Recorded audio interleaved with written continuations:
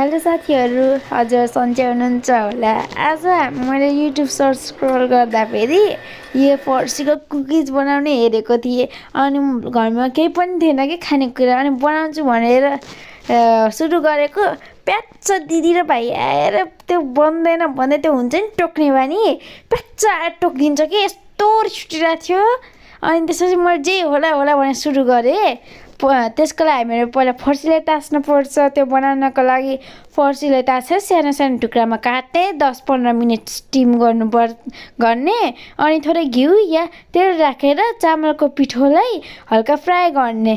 अनि त्यसपछि त्यो हामीले अघि नै स्टिम गरेको फर्सी थियो नि, त्यसलाई एकदम राम्रोसित म्यास गर्ने। अनि थोरै गरेर चामलको पिठो मिक्स गर्दै जाने।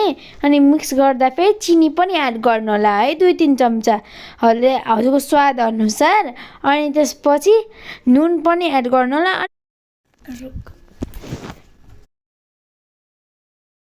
टेस्ट ब्यालेन्स गर्नको लागि नुन पनि हाल्नु होला है त। अनि त्यसपछि त्यो एउटा डो जस्तै हुन्छ। त्यस्तो सानो सानो गोलो पार्ने, हातमा तेल लगाएर त्यसको सानो सानो गोलो पारेर एउटा थाल या प्लेटमा राख्नु होला। अनि त्यसपछि त्यसलाई तेलमा या एयर फ्रायरमा डिप फ्राई हुन्जरी फ्राई गर्नु होला। मिठो भएको थियो साथीहरू, हजुरले नि एकपटक ट्राई गर्न।